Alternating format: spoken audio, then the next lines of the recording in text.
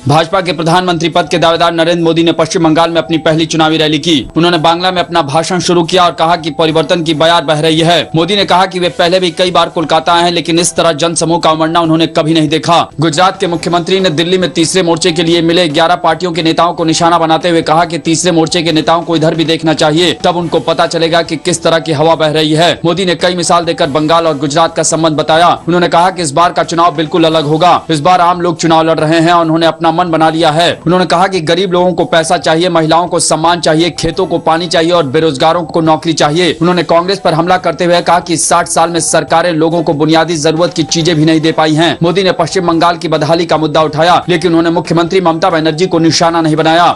संसद के शीतकालीन सत्र के विस्तारित चरण की शुरुआत भारी हंगामे के साथ हुई। पहले दिन अलग तेलंगाना राज्य के समर्थन और विरोध में ऐसा हंगामा हुआ कि सदन के दोनों सदनों को दिन भर के लिए स्थगित करना पड़ा। लोकसभा एक स्थगन के बाद दिन भर के लिए स्थगित हो गई, जबकि राज्यसभा 3 बार के स्थगन के बाद दिन भर के लिए स्थगित हो गई। दोनों सदनों की कार्यवाही शुरू होते ही सीमांध्र और तेलंगाना इलाके के सांसद आसन के सामने आकर नारेबाजी करने लगे। इन सांसदों के हंगामे के कारण संसद में कोई कामकाज नहीं हुआ। इससे पहले लोकसभा में स्पीकर मीरा कुमार ने दिल्ली में हुई अरुणाचल प्रदेश के छात्र नीदो तानिया की हत्या की आलोचना की और पूरे देश को यह संदेश दिया कि पूर्वोत्तर के लोग दिल्ली या देश के हर हिस्से में सुरक्षित हैं। सभी पार्टियों के सांसदों ने उनका समर्थन किया। संसद की कार्यवाही शुरू होने से पहले प्रधानमंत्री मनमोहन सिंह ने सभी पार्टियों से संसद की कार्यवाही शांतिपूर्ण ढंग से चलाने में सहयोग की अपील की थी। उन्होंने सीमांत के सांसदों से कहा कि वे तेलंगाना पर अपना पूर्वाग्रह छोड़ें। मुख्य विपक्षी पार्टी भाजपा और विपक्ष की दूसरी पार्टियों ने राज्यसभा में विवादित सांप्रदायिक हिंसा बिल को पेश नहीं होने दिया। प्रश्नकाल के तुरंत बाद उपसभापति पीजे कुरियन ने केंद्रीय गृह मंत्री सुशील कुमार शिंदे को विधेयक पेश करने के प्रस्ताव को अनुमति दे दी थी, लेकिन हंगामे की वजह से सदन स्थगित हो गई। भोजन के बाद 2 बजे उपसभापति ने राज्यसभा में नेता प्रतिपक्ष अरुण जेटली को इस पर अपनी राय रखने को कहा। जेटली ने बिल का विरोध करते हुए कहा कि यह कानून बनाने का अधिकार इस सदन को नहीं है। उन्होंने कहा कि कानून व्यवस्था राज्य का विषय है, इसलिए इस पर संसद में कानून नहीं बनाया जा सकता। सीपीएम पोलित ब्यूरो के नेता सीताराम येचुरी ने भी कहा कि राज्यों के अधिकार और देश के संघीय ढांचे का सम्मान करना चाहिए। जब विपक्ष की सभी पार्टियों ने बिल को संघीय ढांचे के खिलाफ बताते हुए विरोध किया, तो कुरियन ने सरकार से बिल नहीं पेश करने को कह दिया।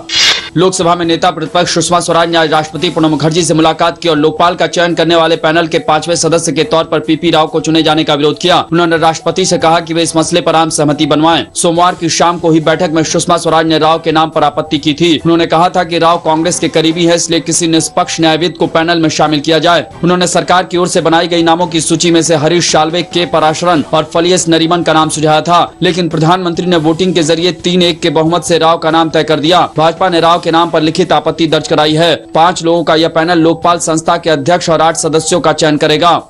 लोकसभा चुनाव से पहले तीसरा मोर्चा बनाने की ठोस पहले 11 पार्टियों ने की है। संसद के शीतकालीन सत्र के विस्तारित चरण के पहले दिन आज संसद भवन में 11 पार्टियों के नेता आपस में मिले और उन्होंने संसद के कामकाज को लेकर अपनी रणनीति बनाई। साथ ही कांग्रेस और भाजपा से अलग एक गुट बनाने का ऐलान भी किया। इस बैठक में वाम मोर्चे की 4 पार्टियों के अलावा जदयू, सपा, अन्ना DMK, Assam Gana Parishad, BJP, JDS और झारखंड विकास मोर्चे ने हिस्सा लिया। इस तीसरे गुट के नेताओं ने तय किया कि उनका एजेंडा लोक कल्याणकारी, संघीय और सांप्रदायिकता विरोध का होगा। इन पार्टियों ने तय किया कि भ्रष्टाचार विरोधी 6 विधेयकों सहित किसी भी बिल को बिना बहस के हंगामे के बीच पास नहीं होने दिया जाएगा। इन पार्टियों का मानना है कि सरकार कुछ बिल पास करा के लोकसभा चुनाव में उसका फायदा उठाना चाहती है। बैठक के बाद सीपीएम नेता सीताराम येचुरी ने कहा कि आगे का एजेंडा बहुत जल्दी तय किया जाएगा।